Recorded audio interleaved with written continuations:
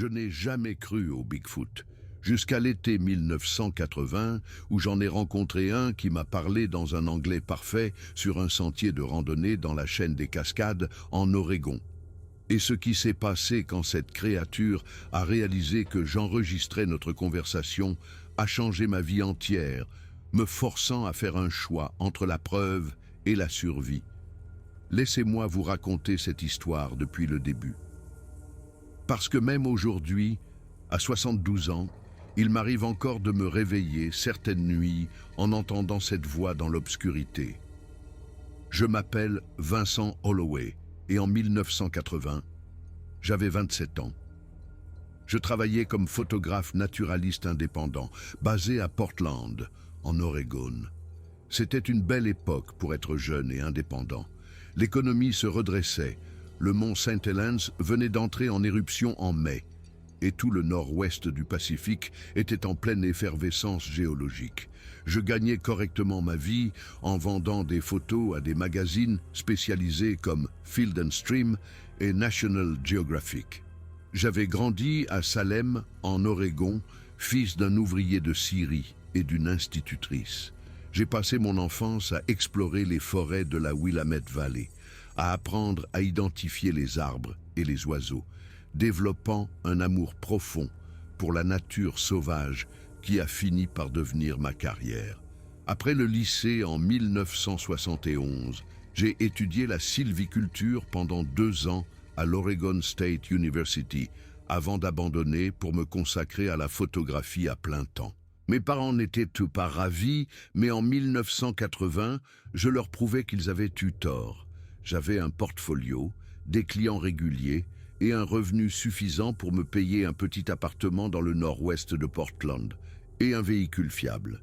Ce véhicule était un Ford Bronco de 1978, marron avec un toit blanc, équipé de 4 roues motrices et d'assez d'espace pour tout mon matériel photo.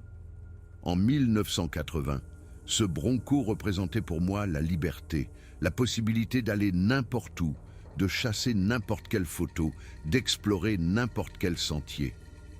L'été 1980 a été particulièrement chaud. Je me souviens d'écouter la radio en permanence. Call Me de Blondie passait partout, ainsi que Crazy Little Thing Called Love de Queen. Les Jeux olympiques d'été se déroulaient à Moscou, bien que les États-Unis les aient boycottés suite à l'invasion soviétique de l'Afghanistan. Ronald Reagan faisait campagne pour la présidence et je passais le plus de temps possible dans les montagnes, essayant de capturer des images de la faune et des paysages avant le début des pluies d'automne. Le 18 juillet 1980, j'ai pris la route vers l'est, quittant Portland pour la chaîne des Cascades, en direction d'une région reculée près du mont Hood, où l'on m'avait signalé qu'une famille d'ours noirs fréquentait une vallée particulière. Ma mission était pour le magazine Outdoor Life. Il voulait un reportage photo sur le comportement des ours pendant la saison de frai du saumon. J'ai quitté Portland à 4 heures du matin. Mon Bronco était chargé de matériel photo. 2 boîtiers Nikon F2, plusieurs objectifs allant du 50 mm au 4 cm, des dizaines de pellicules Kodachrome, un trépied et ma plus récente acquisition, un magnétophone à cassette Sony TCM 600 que j'avais acheté 2 semaines plus tôt pour $60 dans un magasin d'électronique du centre-ville. L'enregistreur était un appareil compact de la taille d'un livre de poche, avec un microphone intégré et la capacité d'enregistrer jusqu'à 90 minutes sur une seule cassette. Je l'avais acheté parce que je voulais commencer à documenter les sons d'ambiance de la forêt pour accompagner mes photos. Le chant des oiseaux, le vent dans les arbres, le murmure des ruisseaux. Certains magazines s'intéressaient aux présentations multimédia, et je me suis dit que des enregistrements audio me donneraient un avantage sur les autres photographes. Je n'avais aucune idée de l'importance que cet enregistreur allait prendre. Le trajet jusqu'au départ du sentier a duré près de 3 heures, serpentant à travers de petites villes comme Sandy et Government Camp, grimpant régulièrement dans les montagnes. À 7 heures, j'étais garé sur une route d'accès isolée du service forestier, Le Bronco caché derrière un bosquet de sapins de Douglas. Mon équipement rangé dans mon sac à dos de randonnée, le sentier que je comptais suivre ne figurait sur aucune carte officielle. J'en avais entendu parler par un vieux de la vieille nommé Walt, que j'avais rencontré un mois plus tôt dans un bar de Government Camp. Walt avait été bûcheron dans ces montagnes pendant 40 ans, et il m'avait parlé d'une vallée où les ours se rassemblaient chaque été à cause d'un ruisseau particulier qui avait des remontées de saumon exceptionnelles. Plus personne ne va là-bas, avait dit Walt en sirotant une Budweiser. La compagnie forestière l'a abandonné dans les années 60 après avoir coupé à blanc les zones accessibles. Mais le fond de la vallée a encore des arbres centenaires et ce ruisseau. Les ours adorent. Si tu veux des photos, c'est là qu'il faut aller. Il m'avait dessiné une carte sommaire sur une serviette en papier indiquant des points de repère, une formation rocheuse, distinctive, un cèdre tombé qui enjambait le ruisseau, une prairie avec un vieux câble de débardage rouillé qui traînait encore dans l'herbe. J'avais gardé cette serviette et maintenant je suivais ses indications, marchant vers le nord-est à travers une forêt dense en montant régulièrement. La matinée était déjà chaude, promettant une autre journée torride. Je portais un jean, une chemise en flanelle à carreaux par-dessus un t-shirt, des chaussures de randonnée et une casquette de baseball avec le logo des Beavers de l'Oregon State. Mon sac à dos était lourd, probablement 25 kilos avec tout le matériel photo. Mais j'étais jeune et grâce à mes randonnées régulières, en bonne forme physique, la forêt était magnifique ce matin-là. Des puits de lumière filtraient à travers la canopée, illuminant des parterres de fougères et de fleurs sauvages. J'entendais le cri des geais de Steller, le tambourinement lointain d'un grand pic et le bruit blanc constant du vent dans les branches des pins. Je m'arrêtais périodiquement pour prendre des photos, une grappe de champignons sur une bûche tombée, une toile d'araignée couverte de rosée matinale, le jeu de l'ombre et de la lumière sur l'écorce des arbres. Vers 9 heures, j'ai atteint le ruisseau que Walt avait décrit. C'était parfait, environ 6 mètres de large, une eau cristalline coulant sur des pierres arrondies avec plusieurs bassins profonds où je pouvais voir des saumons se reposer.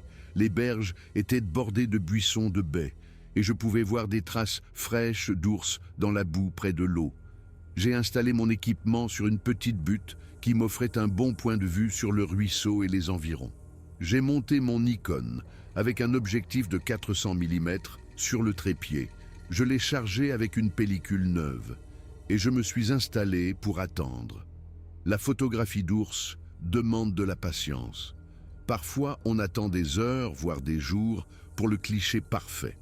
J'ai aussi installé mon enregistreur Sony, le posant sur une pierre plate près de moi, et j'ai appuyé sur « Enregistrer ».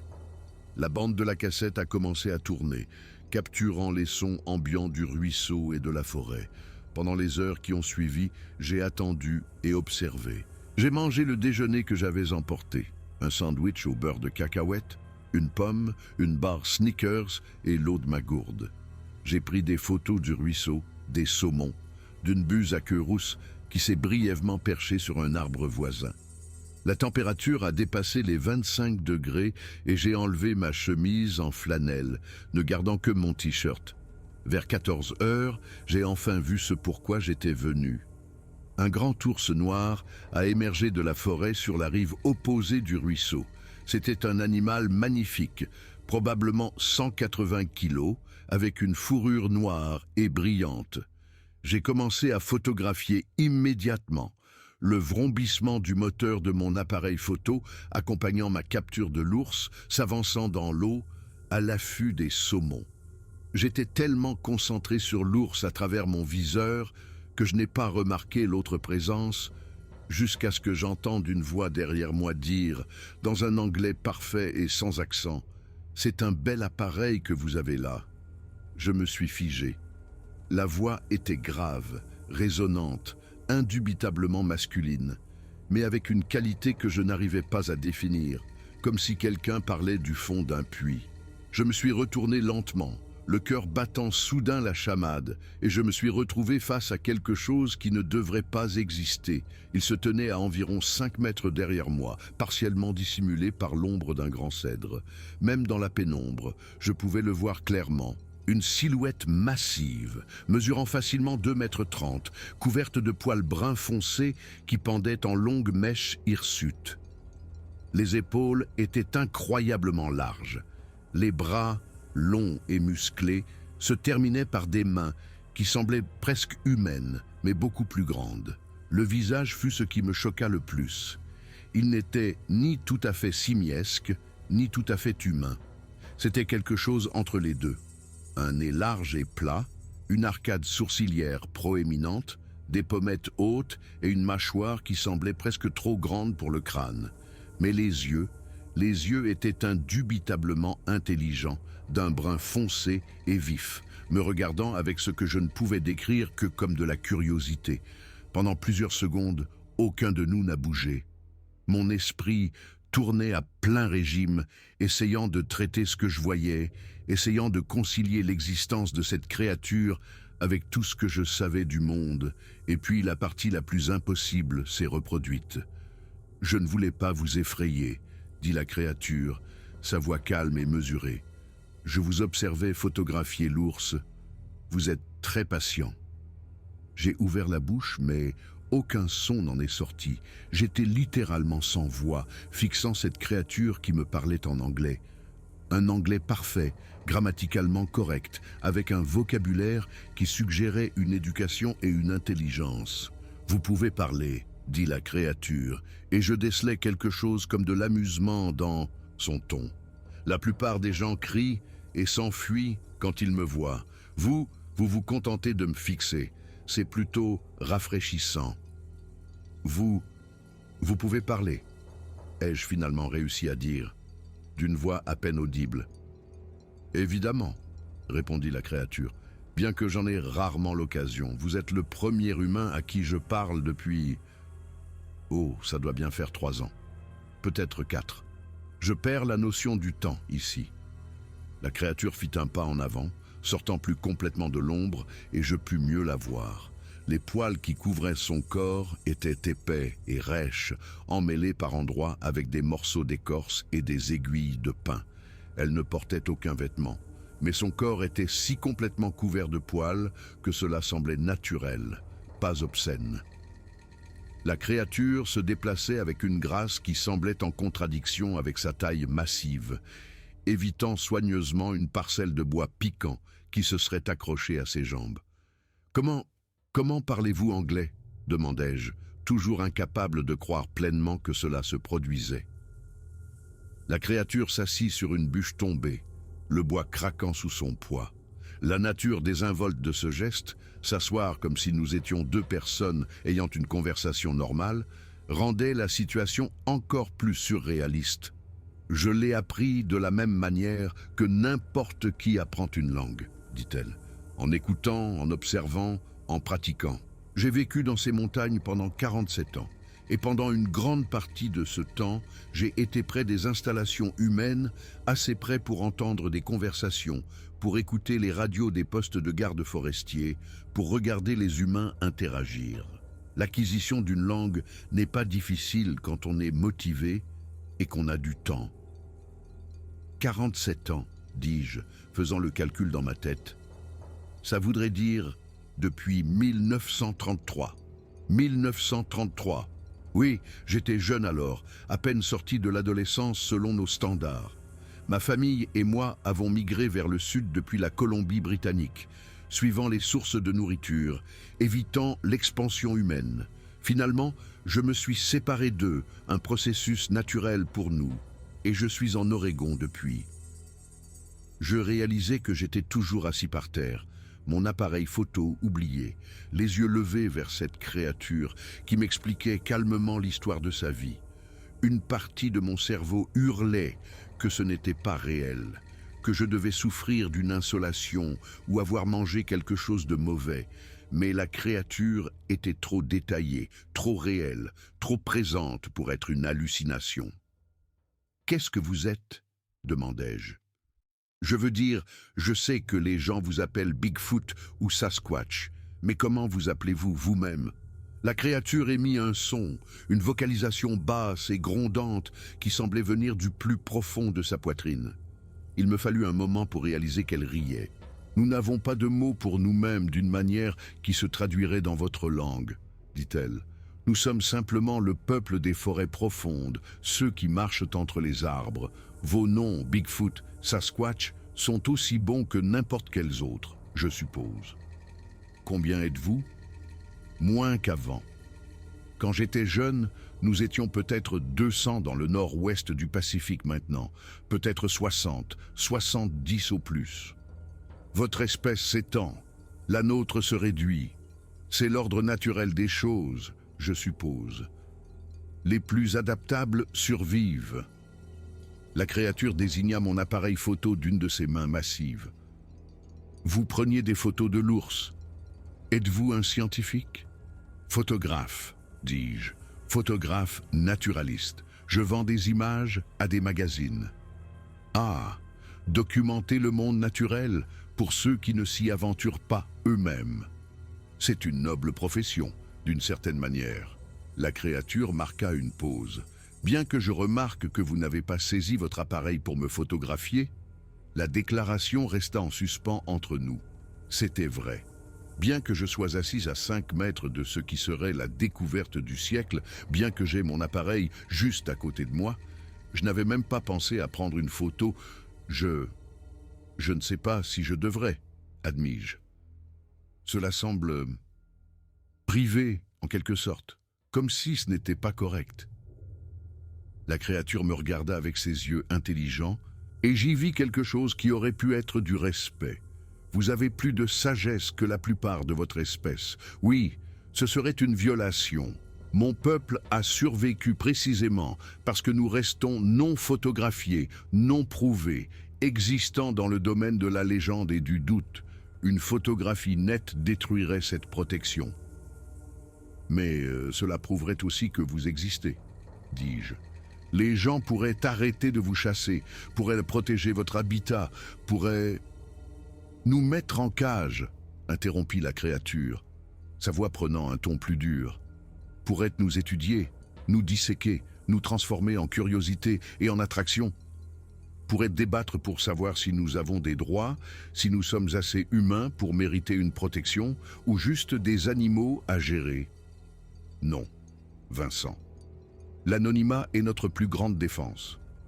Je sursautai en entendant mon nom. Comment connaissez-vous mon nom? Votre portefeuille dans votre poche arrière. Je vous ai vu le sortir plus tôt pour regarder quelque chose. Une photo, je crois. Le portefeuille laisse voir votre permis de conduire à travers la fenêtre en plastique. Vincent Holloway, né en 1953, résident à Portland. J'ai une excellente vue. La révélation désinvolte que cette créature m'avait observé d'assez près pour lire mon permis de conduire à distance était à la fois fascinante et troublante. « Que faisiez-vous ici » demandai-je. « Est-ce que vous me suiviez ?»« Je pêchais » dit la créature, montrant l'aval où le ruisseau formait un coude. « Il y a un bassin profond à environ 400 mètres dans cette direction où les saumons se rassemblent. Je viens souvent ici pendant la saison du frai. Quand je vous ai entendu approcher ce matin, je me suis déplacé en amont pour vous éviter. Mais ensuite, je vous ai entendu parler. » « Parler ? Je ne parlais à personne. »« Non, mais vous parliez à vous-même. Les humains font beaucoup ça. Ils narrent à leurs propres actions, pensent à voix haute. Vous avez dit quelque chose comme « lumière parfaite sur l'eau, ça va être une super photo. » Et plus tard, « Allez les ours, où êtes-vous » J'ai trouvé ça amusant. Je sentis mon visage rougir de gêne. Il m'arrivait de me parler à moi-même quand j'étais seul, une habitude que j'avais développée lors de randonnées solitaires. « Je suis devenu curieux à votre sujet », continua la créature. « La plupart des photographes que j'ai observés sont bruyants, négligents, se déplaçant dans la forêt comme si elle leur appartenait. Mais vous étiez silencieux, respectueux, patient. Vous avez attendu des heures sans vous plaindre. C'est rare chez les humains, surtout les jeunes. J'ai 27 ans, ce n'est pas si jeune. Pour moi, vous êtes pratiquement un enfant. J'ai 64 ans selon le calcul humain. Quand j'avais votre âge, votre espèce se battait dans quelque chose appelé la Seconde Guerre mondiale. La conversation devenait de plus en plus surréaliste. J'étais là, assis par terre dans la chaîne des Cascades, à discuter d'histoire et de philosophie avec un Bigfoot assez âgé pour se souvenir des années 1940. « Pourquoi me racontez-vous tout ça ?» demandai-je. « Pourquoi prendre le risque de me parler ?» La créature resta silencieuse un long moment, son regard dérivant vers le ruisseau où l'ours avait disparu dans la forêt. « Parce que je me sens seule, dit-elle finalement, sa voix plus douce. Mon peuple ne se rassemble pas souvent, nous sommes solitaires par nature, territoriaux. Je n'ai pas parlé à un autre de mon espèce depuis plus d'1 an, et je n'ai pas eu de vraie conversation avec un humain depuis, eh bien, je vous l'ai dit, 3 ou 4 ans. Elle me regarda de nouveau. Vous sembliez différent, bienveillant, quelqu'un qui pourrait comprendre que ce n'est pas parce qu'une chose est inconnue qu'elle doit être crainte. Je ressentis un étrange mélange de compassion et d'admiration. Cette créature, cet être intelligent et articulé qui ne devrait pas exister, se sentait seul. Il avait pris un risque en m'approchant parce qu'il avait besoin de liens, de conversation, d'être entendu. « Je comprends », dis-je doucement, « et je vous suis reconnaissant de m'avoir fait assez confiance pour me parler. » Nous restâmes assis en silence un moment, et j'entendais le ruisseau couler, les oiseaux chanter dans les arbres, le vent bruire dans la canopée au-dessus de nous. C'était un après-midi d'été parfait dans les montagnes, et j'avais une conversation dont je me souviendrai toute ma vie. Puis l'expression de la créature changea.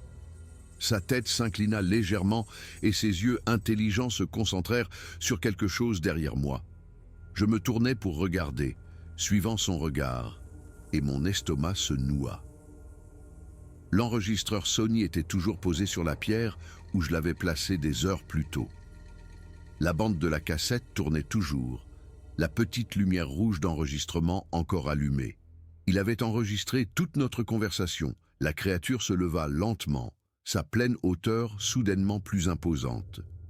Le ton désinvolte et conversationnel disparut de sa voix, remplacé par quelque chose de plus froid, de plus dangereux. « Vous enregistrez ça ?»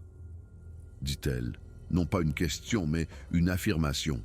« Oui, mais je ne... » Je me relevai précipitamment, les mains levées dans ce que j'espérais être un geste apaisant. Je l'ai installé il y a des heures pour enregistrer les sons de la forêt. J'ai oublié qu'il tournait. Je jure que je n'essayais pas de capturer la preuve de mon existence. La créature fit un pas vers moi et je reculai instinctivement. Pour ramener la preuve dans votre monde que nous sommes réels, pour devenir célèbres en tant que l'homme qui a prouvé l'existence de Bigfoot. Non, ce n'est pas ce que je veux. Je ne le ferai pas. Vous ne le feriez pas? La voix de la créature devint plus forte, plus énergique. Vous êtes photographe. Votre profession est la documentation, la preuve, l'évidence. Et maintenant, vous avez 90 minutes de moi parlant anglais sur une bande. Avez-vous la moindre idée de ce que ça vaut? De ce que les gens paieraient pour ça? De ce que les scientifiques feraient pour mettre la main dessus? La créature avait raison, et nous le savions tous les deux. Cette bande valait plus que je ne pouvais l'imaginer. C'était la preuve, indéniable, concrète, que Bigfoot était réel, intelligent et capable de langage humain. Cela changerait tout.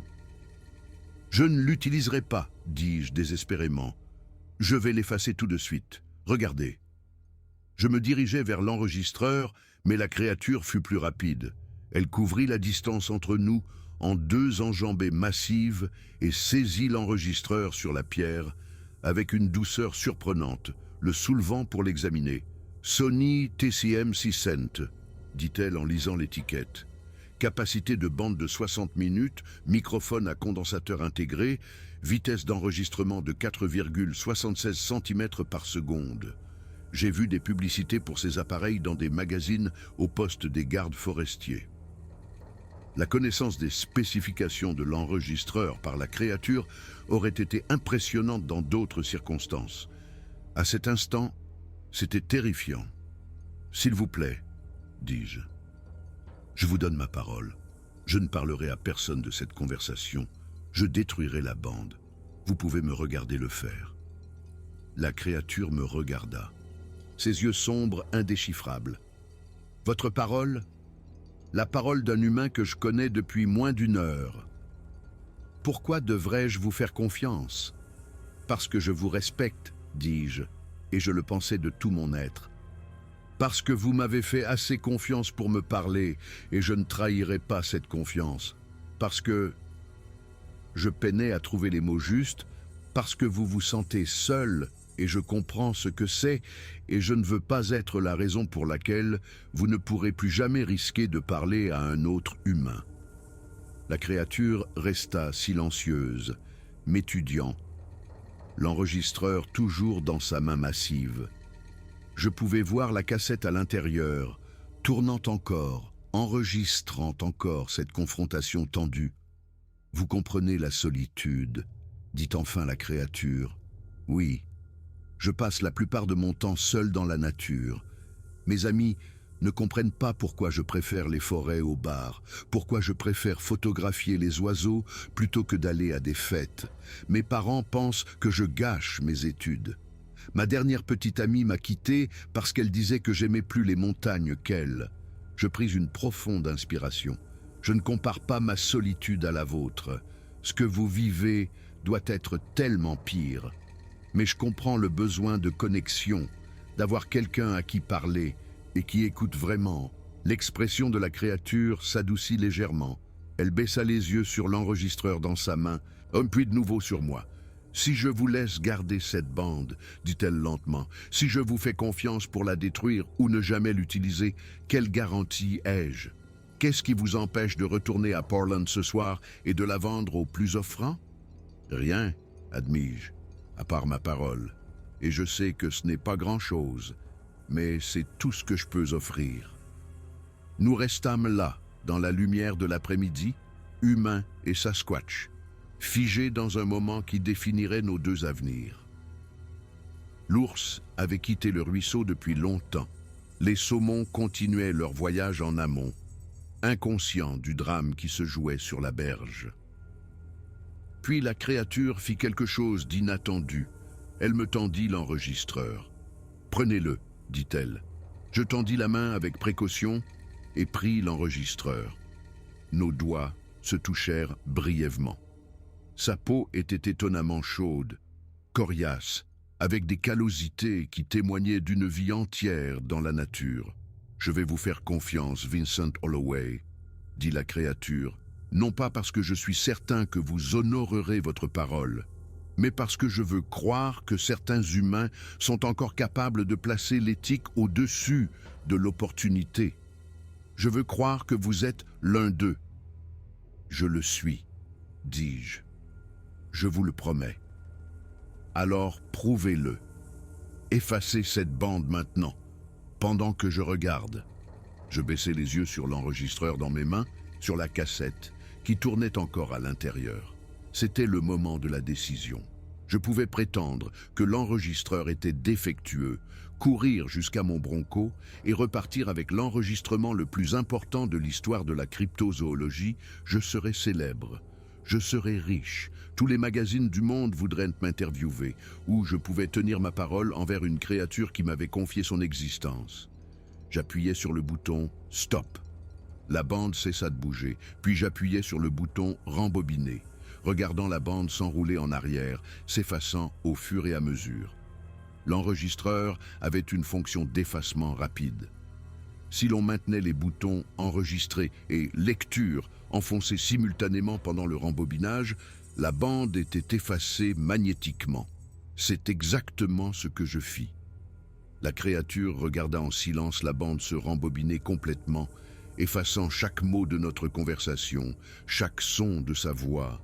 Quand le rembobinage fut terminé, j'appuyais sur « Lecture ». Du bruit blanc. Rien que du bruit blanc. J'éjectai la cassette et la tendis à la créature. « Tenez, vous pouvez la garder si vous voulez, ou la détruire, ce qui vous rassurera le plus. » La créature prit la cassette et la retourna dans ses grandes mains, l'examinant. Puis, avec une force soudaine, elle écrasa la cassette entre ses paumes. Le plastique vola en éclats, la bande se déversa en longs rubans bruns, et la créature laissa les morceaux tomber au sol. « Merci, dit-elle doucement. De rien. » Nous restâmes là un instant de plus, puis la créature reprit la parole, sa voix retrouvant ce ton conversationnel d'auparavant. « Je vous ai mal jugé. Vous avez choisi l'intégrité plutôt que le profit. C'est rare, surtout dans votre société où tout semble avoir un prix. »« Pas tout, dis-je. Certaines choses ont plus de valeur que l'argent. »« Oui. » La créature regarda autour d'elle, la forêt, le ruisseau, les montagnes qui s'élevaient au loin. « Je devrais y aller. Il n'est pas prudent pour nous de passer trop de temps ensemble. Plus nous parlons, plus il y a de chances que quelqu'un d'autre arrive. »« Est-ce que je vous reverrai un jour ?» demandai-je, me surprenant moi-même. La créature réfléchit. « Peut-être. Si vous revenez dans cette vallée, restez respectueux et silencieux. Il se peut que je vous rende visite à nouveau. Mais pas d'appareil d'enregistrement, pas d'appareil photo pointé dans ma direction. Juste une conversation, si cela vous convient. Plus que convenable. J'aimerais beaucoup. » La créature hocha la tête, puis commença à se détourner, mais elle s'arrêta et me regarda une dernière fois. « Ce que vous avez fait aujourd'hui, tenir votre parole, effacer cette bande, cela a demandé du courage. Cela a aussi demandé autre chose. La reconnaissance que certains êtres ont le droit de rester cachés, d'exister selon leurs propres termes, sans la documentation et l'interférence humaine. Votre espèce gagnerait à avoir plus de gens qui pensent de cette façon. J'essaierai d'être ce genre de personne, dis-je. Vous l'êtes déjà, Vincent. C'est pourquoi je vous ai fait confiance. » Et puis, la créature s'éloigna simplement, se déplaçant à travers la forêt avec un silence surprenant pour quelque chose d'aussi grand. En quelques secondes, elle avait disparu dans les sous-bois épais, me laissant seul au bord du ruisseau avec mon appareil photo, mon enregistrement détruit et un souvenir que je savais que je porterais pour le reste de ma vie. Je suis resté là longtemps après son départ, à digérer ce qui s'était passé. J'avais rencontré Bigfoot. J'avais eu une conversation avec lui. Et j'avais choisi d'effacer la preuve parce que c'était la bonne chose à faire. Finalement, j'ai remballé mon équipement. L'ours n'est jamais revenu. Et je ne me souciais plus de prendre des photos. Ce que j'avais vécu était bien plus significatif que n'importe quelle image que j'aurais pu capturer. J'ai regagné mon Bronco alors que le soleil commençait à se coucher, peignant le ciel de nuances d'orange et de rose. Quand j'ai atteint mon véhicule, je suis resté assis un moment sur le siège du conducteur, simplement à réfléchir avant de démarrer le moteur et d'entamer le long trajet de retour vers Portland. Sur la route du retour, j'ai écouté la radio « Coming Up » de Paul McCartney passait, et j'ai pensé à ce que la créature avait dit sur la solitude, la confiance, la valeur de garder certaines choses cachées. J'ai pensé au choix que j'avais fait et si je le regretterais plus tard. Je ne l'ai pas regretté, ni à ce moment-là, ni dans toutes les années qui ont suivi. Quand je suis rentré à mon appartement à Portland vers 23 heures, j'ai développé les pellicules de cette journée. Les photos de l'ours étaient bonnes. Certains des meilleurs clichés animaliers que j'avais pris de toute l'année. Je les ai envoyés au magazine Outdoor Life la semaine suivante et ils les ont publiés dans leur numéro d'octobre avec un joli chèque qui m'a aidé à payer mon loyer pendant 2 mois. Mais les photos me semblaient moins importantes maintenant. Ce n'était que des images, juste une documentation du monde naturel que n'importe qui avec de la patience et un bon appareil photo pouvait capturer. Ce que j'avais vécu avec la créature, c'était unique, irremplaçable, quelque chose qui ne pouvait être réduit à une pellicule ou une bande. Je suis retourné dans cette vallée 3 semaines plus tard, début août. J'ai marché jusqu'au même ruisseau, je me suis installé au même endroit Et j'ai attendu. Je n'ai apporté aucun équipement d'enregistrement, aucun appareil photo spécial, juste moi-même et un thermos de café. Vers midi, la créature est apparue, sortant de la forêt aussi nonchalamment que si nous nous étions donné rendez-vous. « Vous êtes revenu » dit-elle. « J'avais dit que je le ferais. » Nous avons parlé pendant des heures ce jour-là. La créature m'a finalement dit que je pouvais l'appeler Walker, un nom qu'elle s'était choisi après avoir écouté des humains discuter des noms et de leur signification. Elle m'a posé des questions sur la société humaine, sur la technologie, sur la politique et la culture. Elle était fascinée par l'élection présidentielle à venir, par la crise des otages en Iran qui dominait l'actualité depuis des mois, par la façon dont les humains s'organisaient en nations et en gouvernements.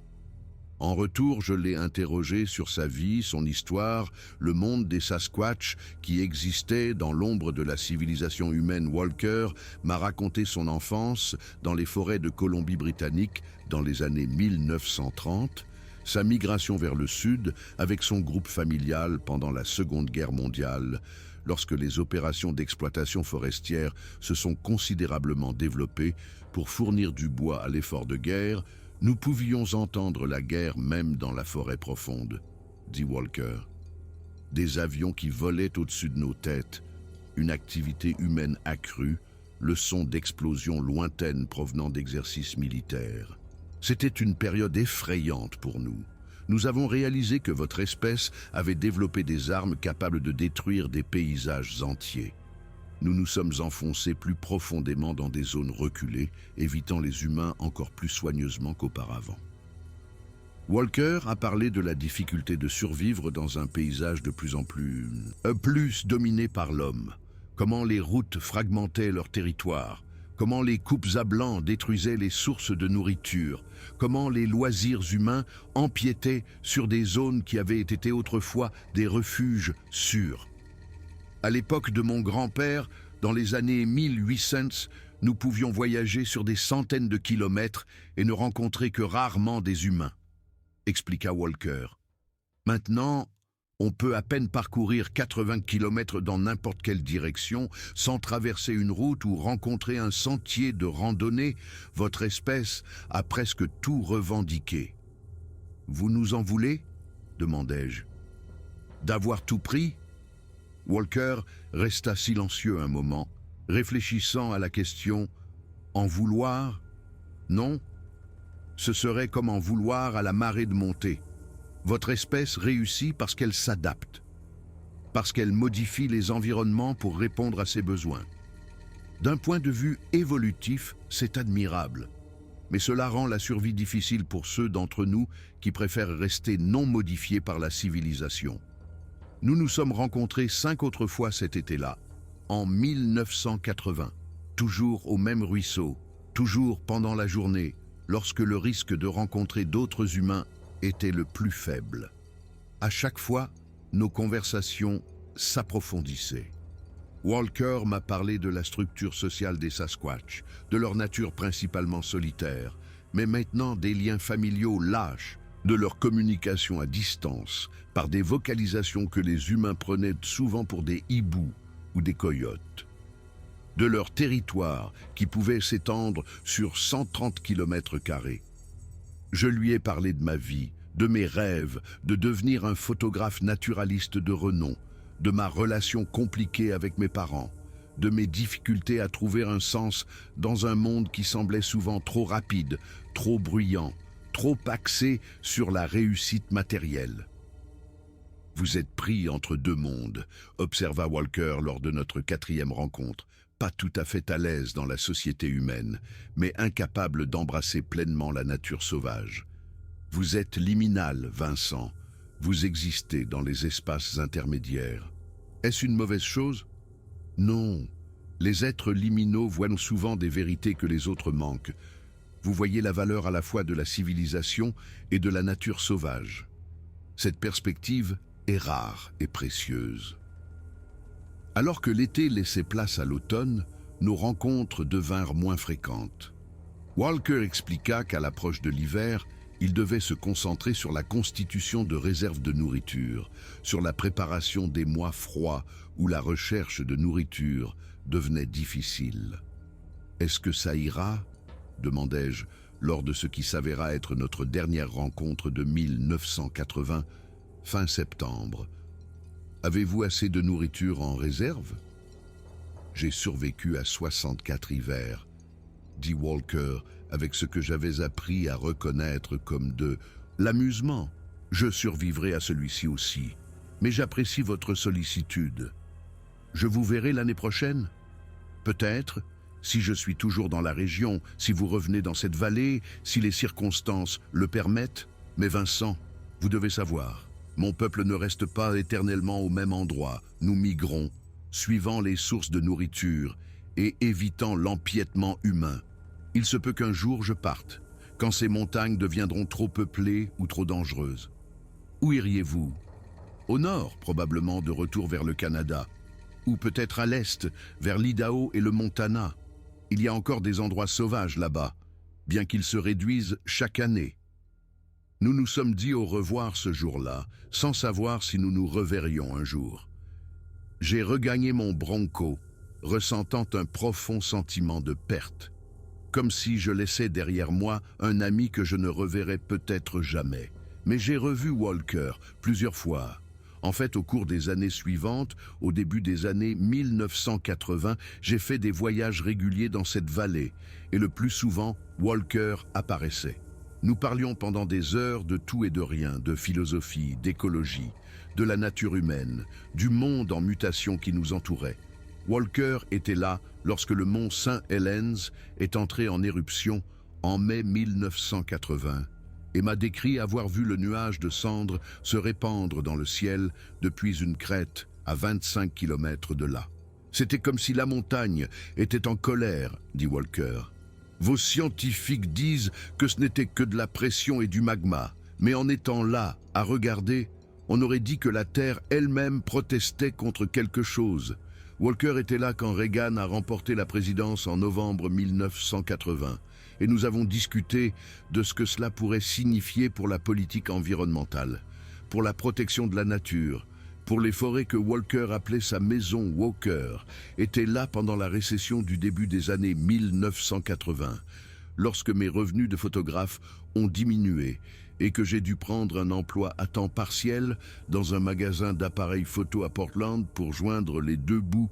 Votre espèce lie sa survie à des morceaux de papier et des disques de métal, observa Walker en parlant de l'argent. C'est un système étrange. Chez mon peuple, la richesse se mesure en connaissance, en force, en capacité de survie. Personne ne peut vous enlever ces choses. Notre amitié, car c'en était une, malgré son impossibilité, est devenue l'une des relations les plus importantes de ma vie. Walker était sage, patient et sincèrement intéressé par la compréhension de la nature humaine. J'ai appris plus sur la philosophie et l'éthique lors de ces conversations dans la forêt que je ne l'avais jamais fait à l'école, mais rien ne dure éternellement. Au printemps 1984, je suis arrivé à notre lieu de rendez-vous habituel pour trouver Walker déjà là, et j'ai tout de suite su que quelque chose n'allait pas. La créature semblait plus maigre que d'habitude, et il y avait une blessure sur son bras gauche, une entaille profonde qui semblait infectée. « Que s'est-il passé ?» demandai-je, alarmé. « Un piège !» dit Walker doucement. Je traversais une zone de coupe à blanc à 2 vallées d'ici, à la recherche de champignons précoces, et j'ai marché dans un piège à ours que quelqu'un avait posé illégalement. Il m'a fallu 1 heure pour me libérer. Je pouvais voir que la blessure était grave. Le piège avait coupé la peau et le muscle, et la plaie était enflammée, suintante. Walker avait besoin de soins médicaux, mais ne pouvait évidemment pas entrer dans un hôpital. « J'ai une trousse de premier secours dans mon camion, » dis-je. « Laissez-moi aller la chercher. Je peux nettoyer cette plaie, la panser correctement. » « Non, Vincent, c'est trop risqué pour vous d'être vu transportant du matériel médical dans la forêt. Quelqu'un pourrait se demander ce que vous soignez. Je m'en fiche, vous avez besoin d'aide. » Nous nous sommes disputés à ce sujet, mais finalement, Walker a cédé. J'ai marché rapidement jusqu'à mon Bronco.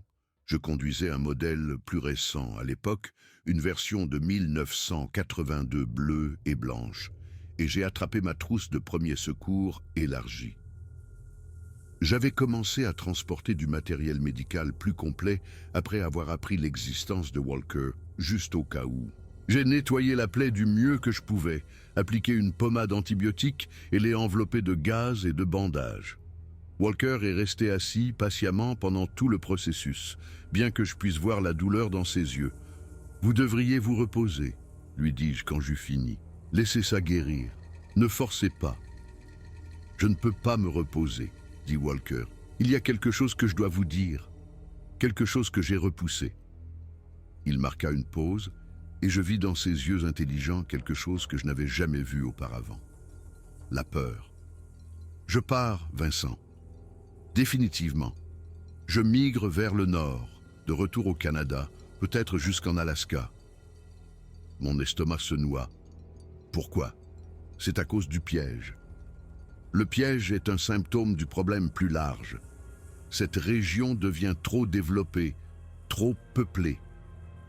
Il y a trop de routes forestières, trop de randonneurs, trop de gens qui posent des pièges et chassent dans des zones où ils ne devraient pas. Il y a 5 ans, je pouvais me déplacer dans ces montagnes et rencontrer des humains une fois par mois. Maintenant, c'est une fois par semaine, ce n'est plus sûr. Quand partez-vous? Bientôt, dans le mois, je voulais vous dire au revoir correctement, vous remercier pour ces années de conversation. Vous avez été un bon ami, Vincent, meilleur que ce que j'aurais pu attendre d'un humain. J'ai senti les larmes me monter aux yeux et je n'ai pas essayé de les cacher. Vous avez été un bon ami pour moi aussi, le meilleur ami que j'ai eu. Honnêtement, nos discussions vont me manquer. À moi aussi, mais c'est nécessaire. Ma survie dépend du fait de rester caché, et cela devient impossible ici.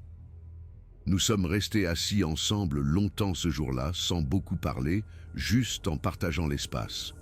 Quand le soleil a commencé à se coucher et que j'ai dû partir, Walker s'est levé et a posé une de ses mains massives sur mon épaule. « Vivez bien, Vincent Holloway. Souvenez-vous de ce dont nous avons parlé, de la valeur des lieux sauvages, de l'importance de laisser certaines choses non documentées et inconnues porter ces leçons en vous.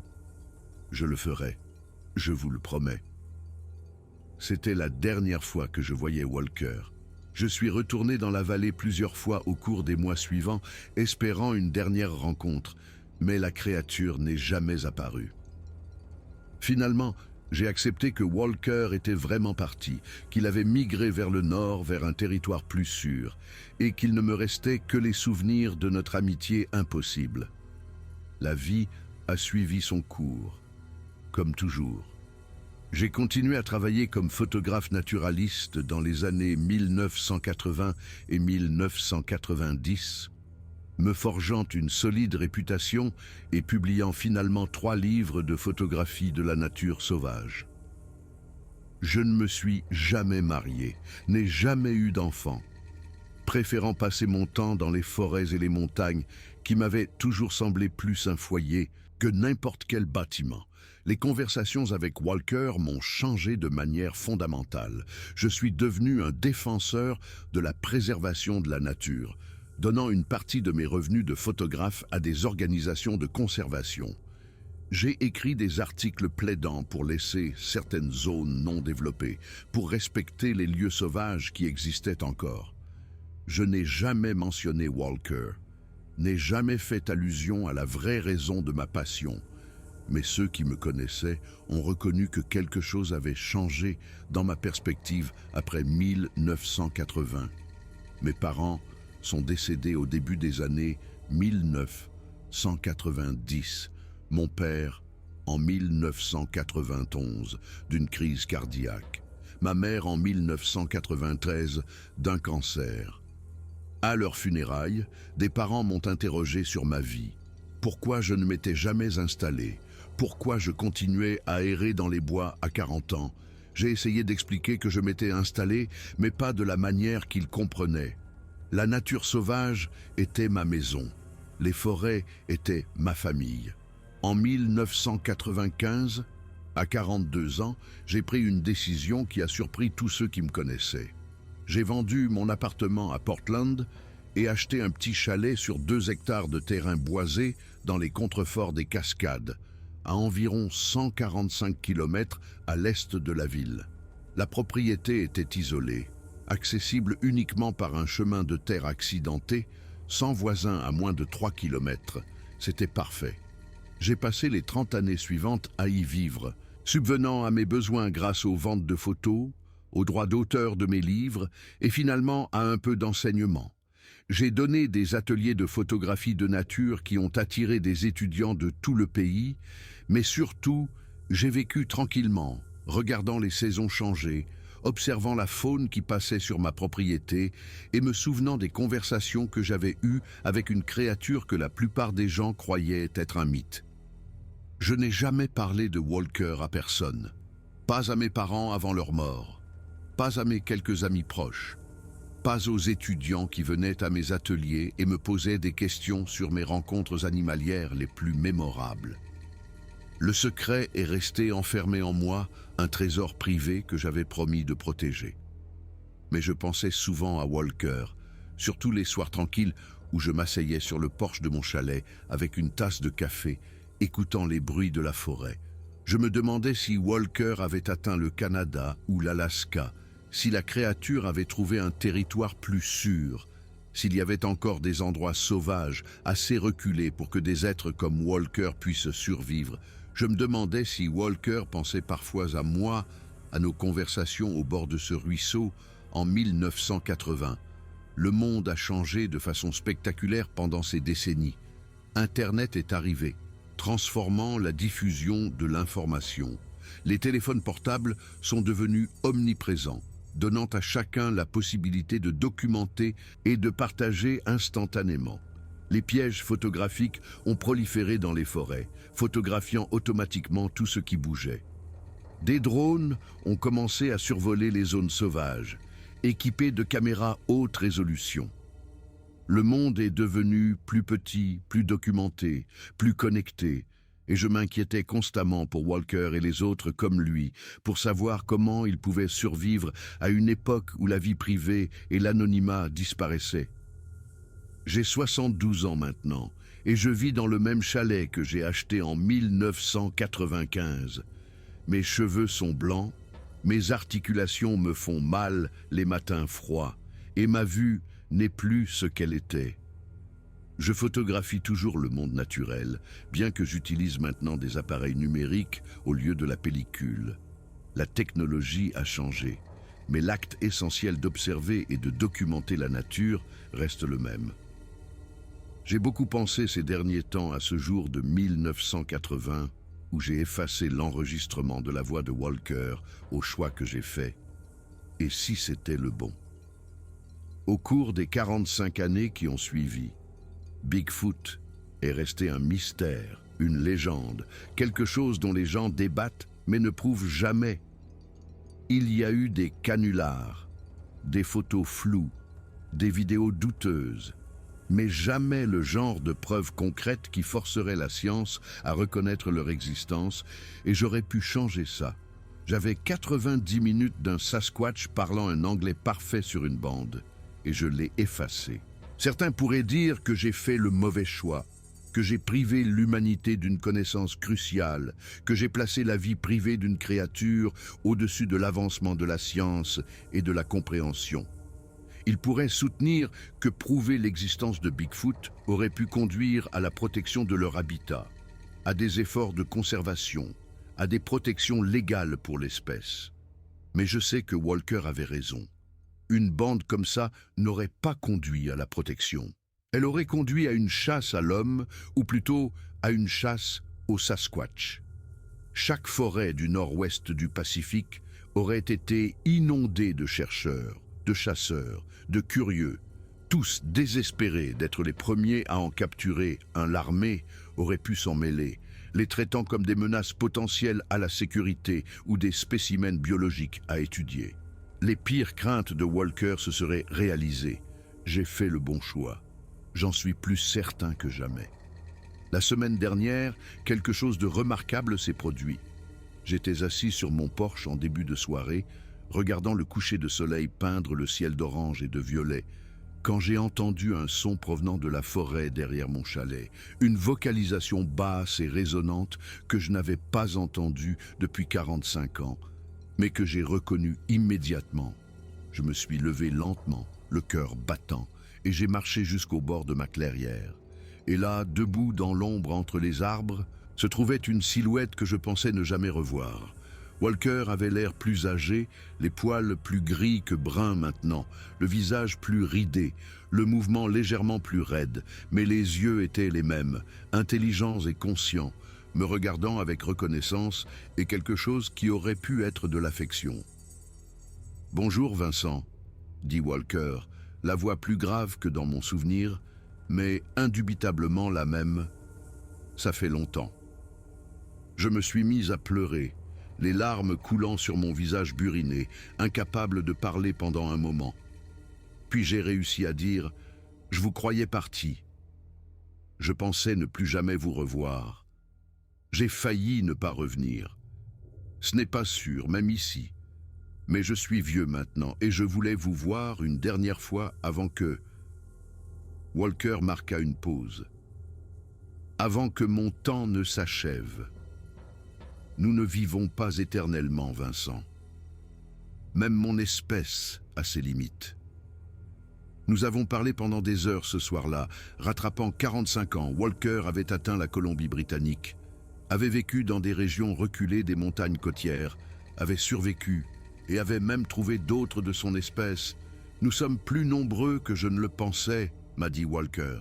« Peut-être 150 au Canada et en Alaska, vivant dans les zones les plus reculées, nous sommes devenus très doués pour rester cachés. » Je lui ai parlé de ma vie, du chalet, de mon travail de photographe, de la façon dont je n'avais jamais oublié nos conversations ni rompu ma promesse de garder l'existence de Walker secrète.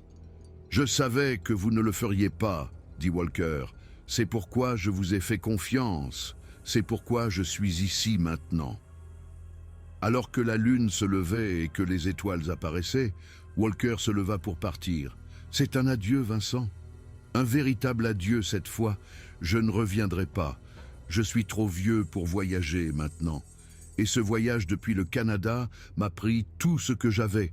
Mais je voulais que vous sachiez que ce que nous avons partagé en 1980, ces conversations, elles ont compté pour moi. Elles m'ont donné l'espoir que votre espèce n'est pas complètement perdue, que certains humains comprennent encore la valeur du mystère et de la nature sauvage. Elles ont compté pour moi aussi, dis-je, plus que je ne peux l'exprimer. Vous avez changé ma vie, Walker. Vous m'avez appris ce qui compte vraiment. Walker hocha lentement la tête. Alors le risque que j'ai pris en vous approchant, il y a toutes ces années, en valait la peine. Vivez bien, Vincent Holloway. Quel que soit le temps qu'il vous reste, passez-le sagement. Protégez les lieux sauvages. Racontez les histoires qui doivent être racontées et gardez notre secret. Je le ferai. Je le promets à nouveau. Walker tendit la main et posa une main sur mon épaule, comme il l'avait fait en 1984. Le contact était chaud et réel et plein de significations inexprimées. Puis Walker se tourna et retourna dans la forêt, disparaissant dans l'obscurité entre les arbres. Je suis resté là longtemps après le départ de Walker, regardant les étoiles, écoutant les bruits nocturnes de la forêt, le ululement des hiboux, les petits animaux froufroutant dans les sous-bois, le vent dans les branches des pins, les mêmes sons que j'avais entendus il y a 45 ans au bord de ce ruisseau, lorsque j'avais fait un choix qui a défini le reste de ma vie. Maintenant, assis ici, dans mon chalet à écrire ce récit, je fais face à un autre choix. Que faire de cette histoire? J'ai 72 ans, je ne vivrai pas éternellement. À un moment donné, probablement bientôt, ce secret mourra avec moi, à moins que je ne le partage. Mais le partager violerait la promesse que j'ai faite. Cela exposerait Walker et les autres comme lui à exactement le genre d'attention qu'ils ont passé des siècles à éviter. Même sans preuve physique, sans photo, sans enregistrement, sans autre preuve que ma parole, cette histoire pourrait déclencher de nouvelles recherches, un nouvel intérêt, de nouvelles menaces pour leur survie. J'ai donc décidé d'écrire ce récit et de le sceller dans une enveloppe à n'ouvrir qu'après ma mort. Peut-être que dans des décennies, quand je ne serai plus là, et que Walker ne sera plus là, et que le monde aura encore plus changé qu'il ne l'a déjà fait, quelqu'un lira ceci et comprendra ce que j'ai vécu. Ou peut-être qu'ils le rejetteront, comme les divagations d'un vieux photographe qui a passé trop de temps seul dans les bois. Quoi qu'il en soit, j'aurai tenu ma promesse, le secret restera protégé de mon vivant, et Walker aura eu l'intimité et la sécurité qu'il méritait. À quiconque lira un jour ceci, je suis Vincent Holloway et je vous dis la vérité. Bigfoot est réel. Ils sont intelligents, articulés et essaient désespérément de survivre dans un monde qui ne cesse de se rétrécir autour d'eux. Ils parlent anglais. Du moins, certains d'entre eux. Ils comprennent la société humaine mieux que nous ne comprenons la leur. Et ils ont choisi de rester cachés, non par incapacité à communiquer, mais parce qu'ils savent ce qui se passerait s'ils se révélaient. Respectez ce choix. Si vous allez dans la nature, allez-y tranquillement et humblement. Ne laissez aucune trace. Ne prenez rien de plus que des souvenirs.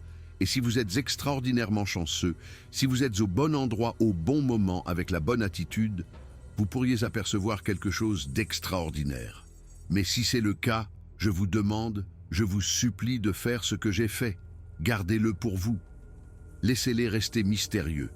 Protégez leur droit d'exister selon leurs propres termes, non documentés et libres. Certaines choses sont plus importantes qu'une preuve. Certains êtres méritent de vivre sans interférence humaine. Et certaines amitiés, même les plus impossibles, sont assez sacrées pour être protégées à tout prix. J'ai fait le bon choix en 1980 en effaçant cette bande. Je fais le bon choix maintenant en scellant ce récit et en le laissant caché jusqu'à ma mort. Et j'espère, je prie pour que celui qui le lira un jour fasse aussi le bon choix. Les lieux sauvages disparaissent. Les mystères sont résolus, documentés et expliqués. Mais s'il vous plaît, laissez celui-ci subsister. Laissez le Sasquatch rester dans le domaine de la légende et de l'ombre.